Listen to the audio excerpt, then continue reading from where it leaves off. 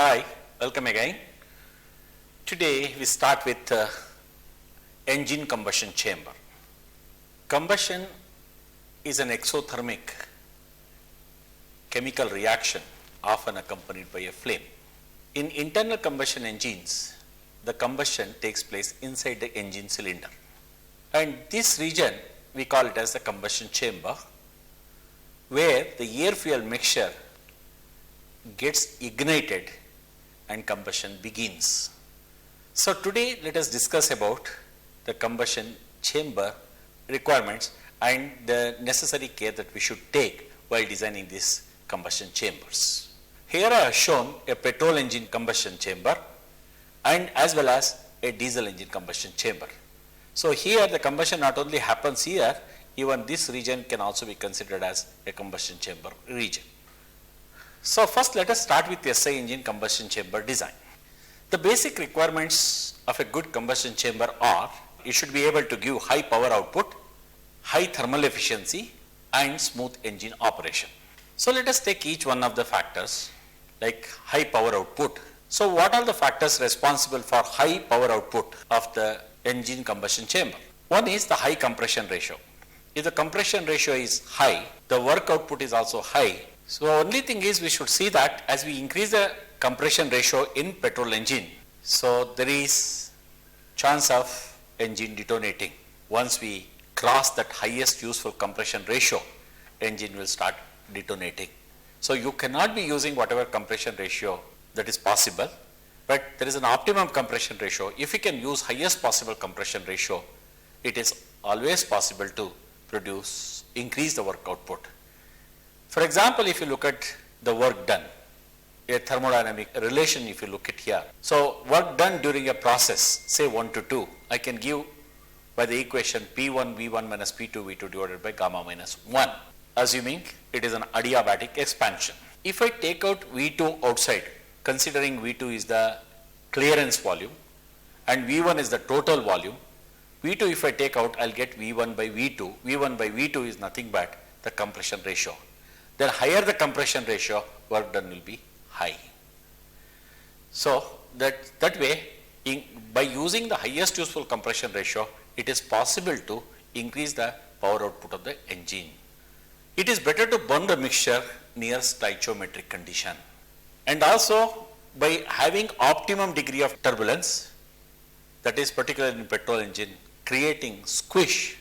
So we can achieve the complete combustion of the air fuel mixture and so that the power output can be increased.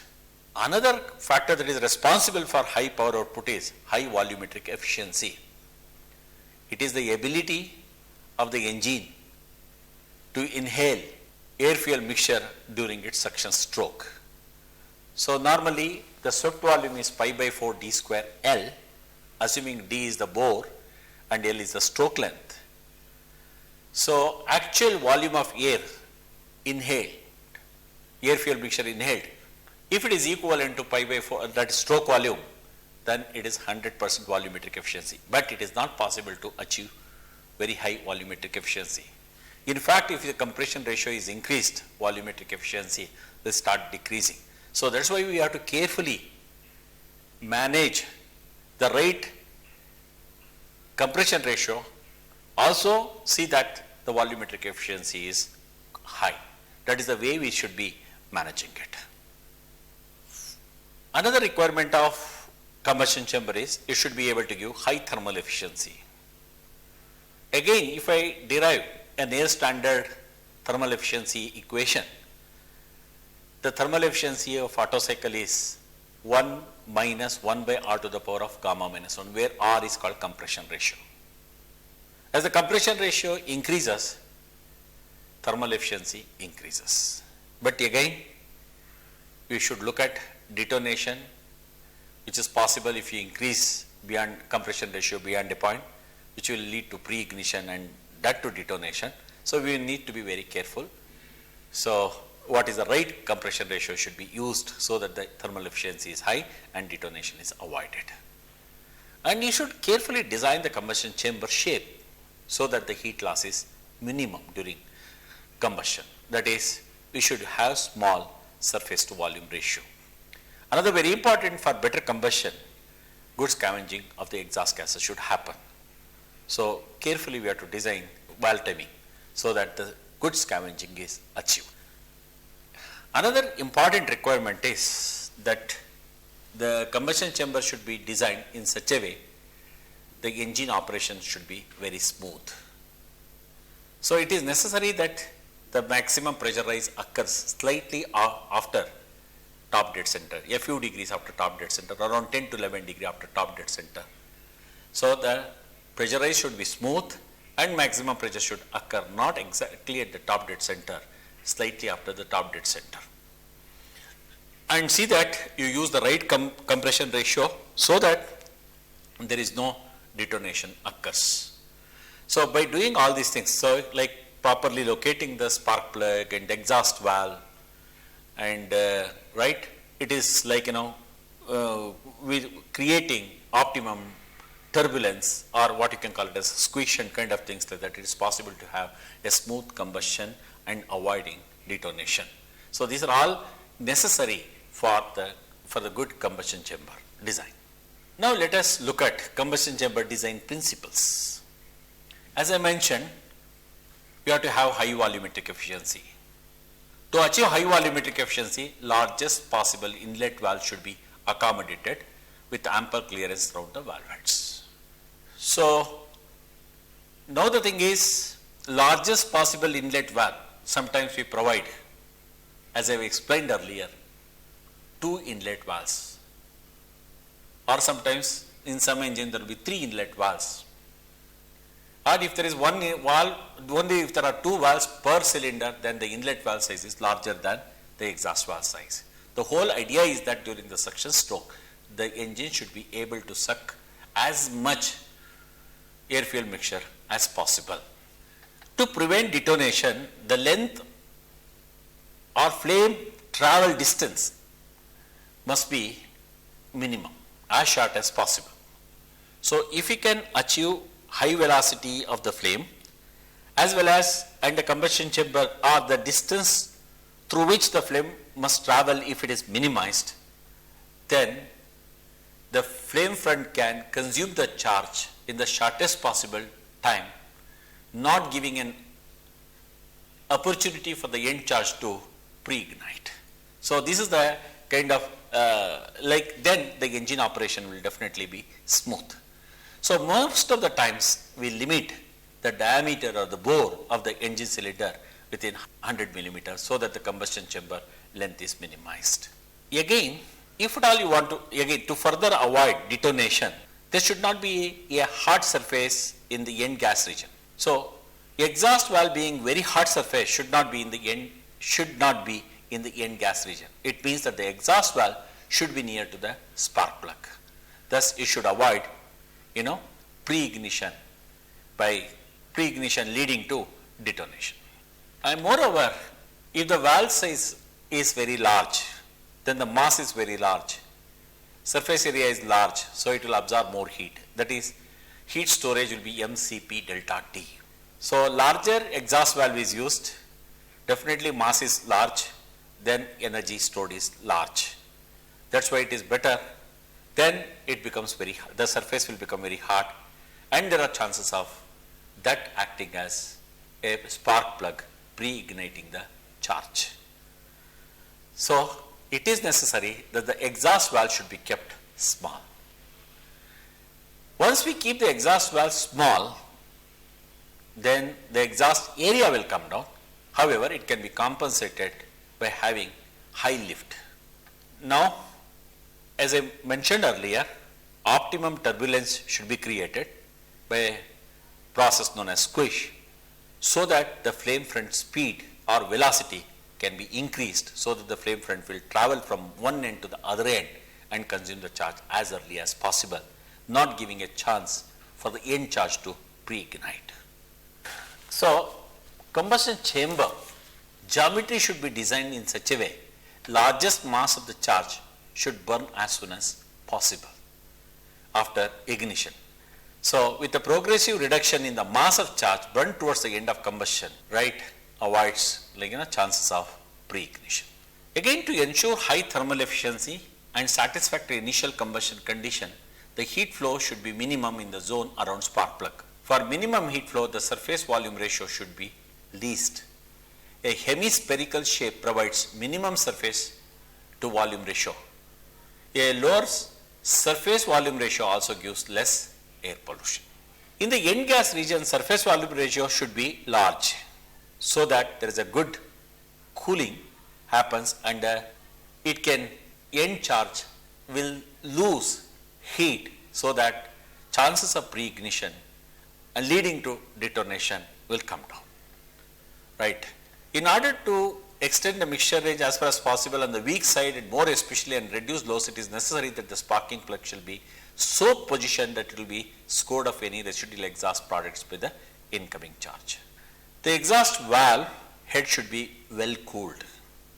As I said, as continuously exhaust gases will be flowing past the exhaust valve and the exhaust valve gets heated up, and if the temperature rises, it will act as it will pre-ignite the charge. To avoid that, it is better to keep the exhaust valve as cool as possible by a high velocity water stream around it, as it is the hottest region of the combustion chamber. Also, there should be sufficient cooling of the spark plug points by high velocity water stream around it to avoid pre-ignition effects at the larger throttle openings. A slight pocketing of the plug greatly increases electrode life and decreases fouling. Also, there should be a good scavenging of the exhaust gases. We need to design the valve timing carefully to have very good scavenging of the exhaust gases. And thickness of the valves must be uniform for uniform expansion, and manufacturing it is desirable to employ plain flat topped piston. To achieve maximum thermal efficiency for a given grade of fuel, the highest possible compression ratio, that is you call it as HUCR, must be employed. It means the working should be near the borderline detonation, but detonation or rough working should not occur at all running conditions. So keeping this idea, here I have shown some of the combustion chambers that were being used and that are in use today. So if you look at this T head, side valve head, these kind of combustion, Ricardo turbulent combustion chambers, all these things if you look at, you see here, the length of the combustion chamber is very, very long. So in these kind of combustion chambers, we cannot use very high compression ratios. So those base engines were operating with a compression ratio around 4 to 5, not more than that. So with lot of research, correct, and development that have taken place over the years, the present day combustion chambers, you can see they have very compact, compact, and they are designed in such a way they should have low surface to volume ratio, and moreover the flame travel should be minimum, and moreover it is possible to have various technology like twin sparking and other kinds of things like that, and so that the combustion can be flame travel distance can be minimized and also flame travel speed can be increased. So modern days, these are the modern day combustion chambers, right? These things like overhead valve, these are all the modern day combustion chamber designs. So many times it is necessary once we design the combustion chamber to ensure whether the combustion chambers work or they give high power output, high thermal efficiency, and they will operate smoothly or not. To check all these kind of a thing, we can always carry out simulations. Here I have shown some of the simulations that have been done using Ricardo Vectis. So here we can study the variation of temperature.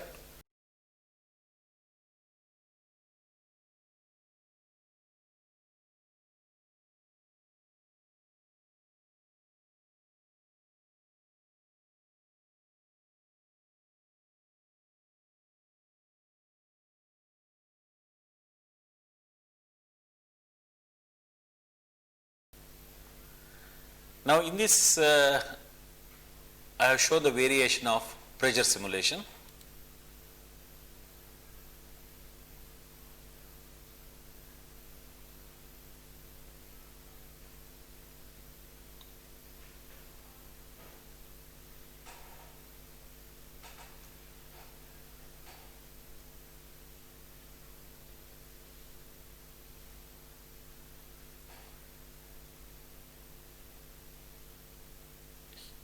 Here velocity contours have been simulated.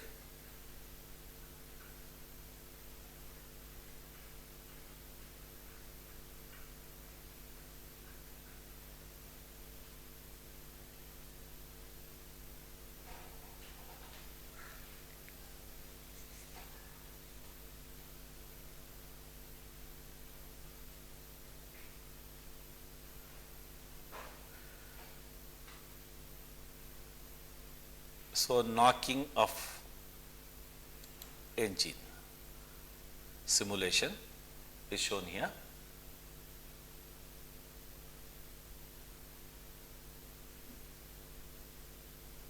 Is the spark you see here, that is pre-ignition of the end charge.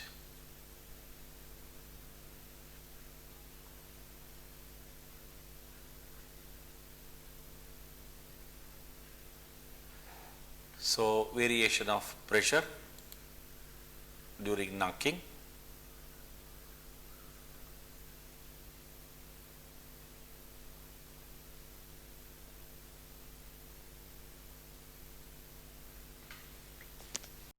that I have shown, right, velocity contour with the P theta diagram.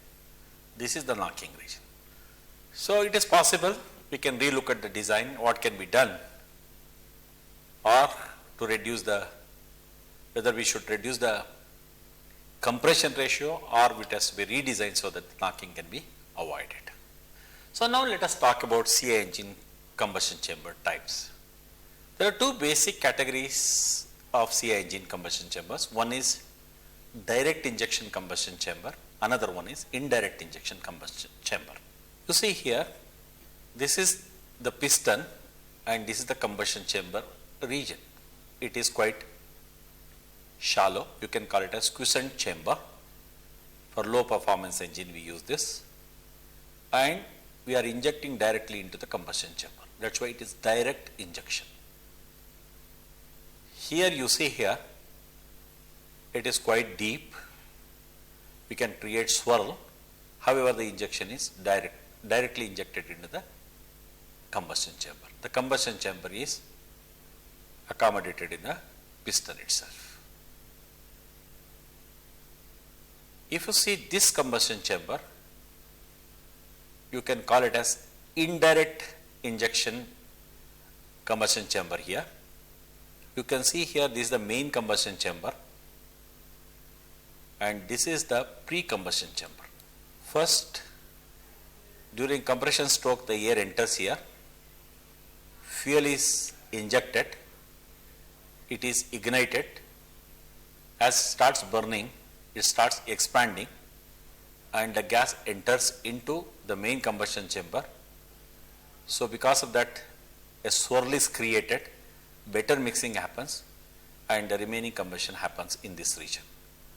So, we call this as IDI, indirect injection, and this is what you can call it as direct injection. Thus, you see here for very large engines, correct, particularly stationary power generation which operate at low engine speeds, the time available for mixing is long. So, a direct injection quiescent chamber type is used. Quiescent chamber means this is quite shallow.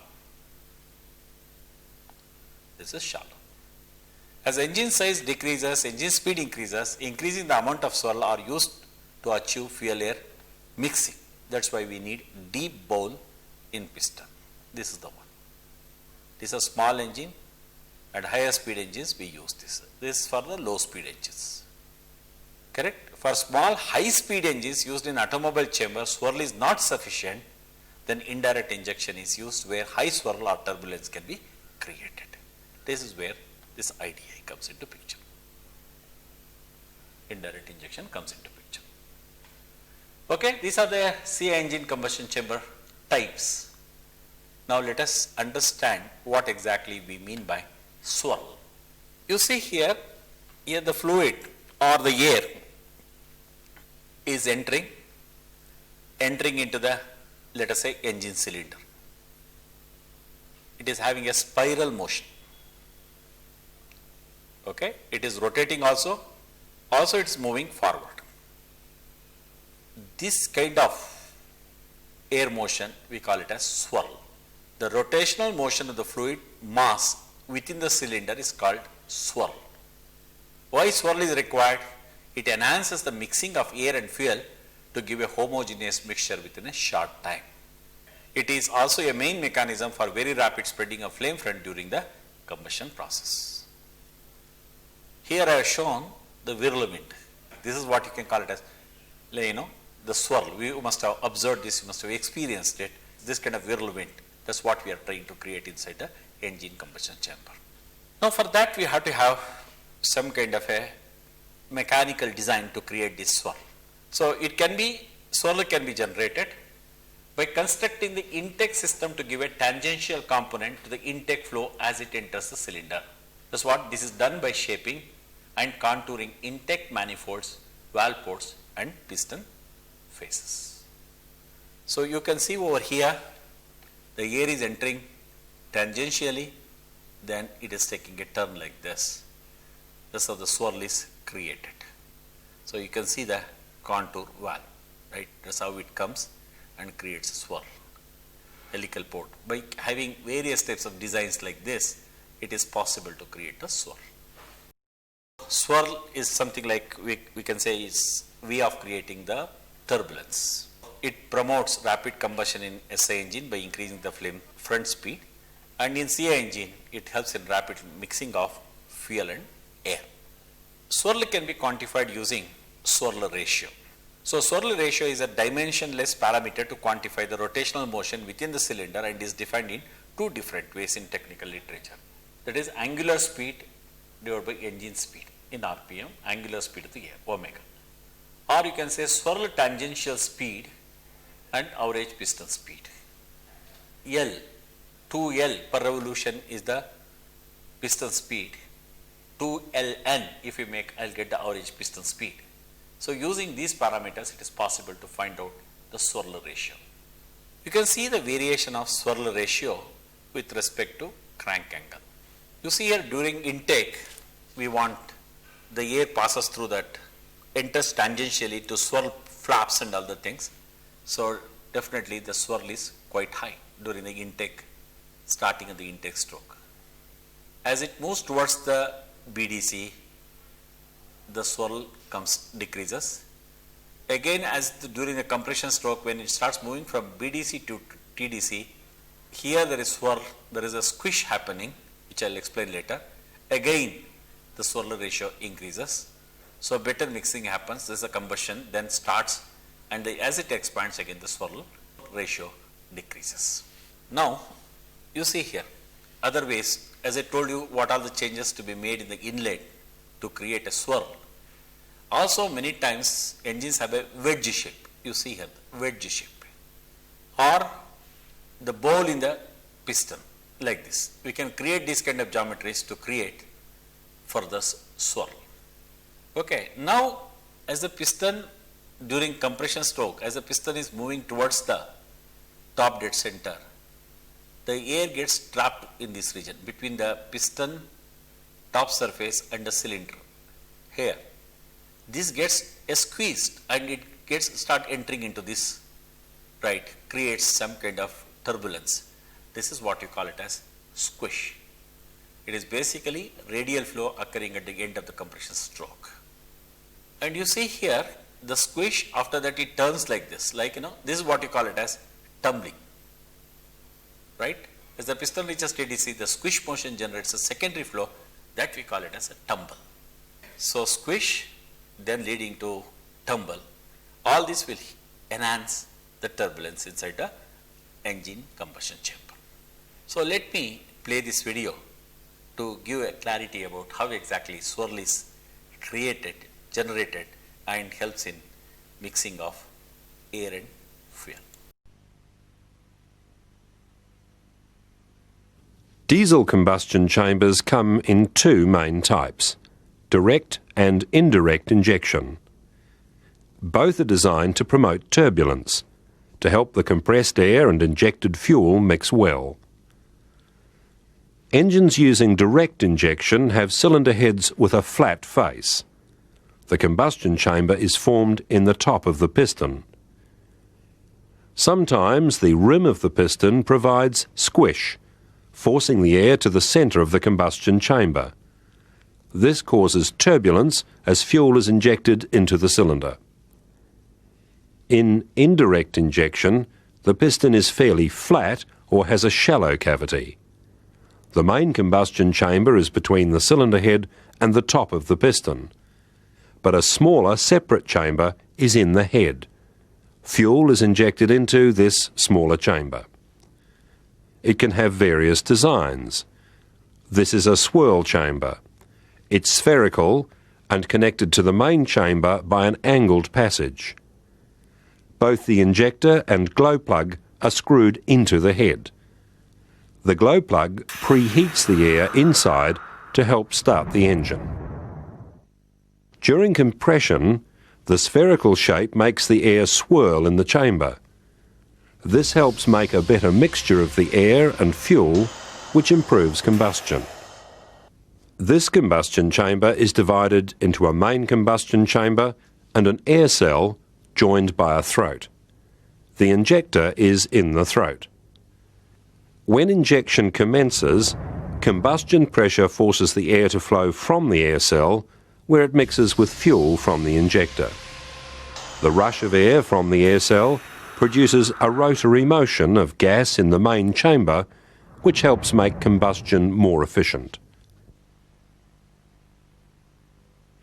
This pre-combustion chamber is screwed into the cylinder head. The injector is mounted in the upper end. Injection occurs near the top of the compression stroke. Only part of the fuel is burned in the pre-combustion chamber because of the limited amount of air there. The high rise in pressure forces burning fuel into the main chamber. This happens very rapidly, which helps make more efficient combustion. So now I think we have understood the requirements of combustion chamber, necessary care we should be taking while designing the combustion chamber, petrol engine combustion chamber design, diesel engine combustion chamber design, and the method of creating turbulence through swirl and squish in the combustion chamber is also been understood. We will study further the combustion inside the engine cylinder in due course, but the purpose of this session was to introduce only the combustion chamber shapes and designs and their requirements. Now let us talk the positioning of engines in commercial vehicles. If you look at here, the engine is positioned at the front, but it is in the transverse direction. So you can consider this as front engine, front wheel driven vehicle. If you say here also the engine is placed in the front, however, it is in the longitudinal direction. This is again front engine, front wheel driven vehicle. If you come to this, engine is at the front, mounted in a longitudinal manner, but driving the rear wheel. So front engine, rear wheel driven. Now let us look at this one. Here the engine is located at the rear.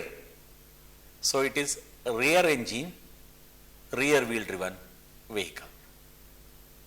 Okay, it's completely opposite of this.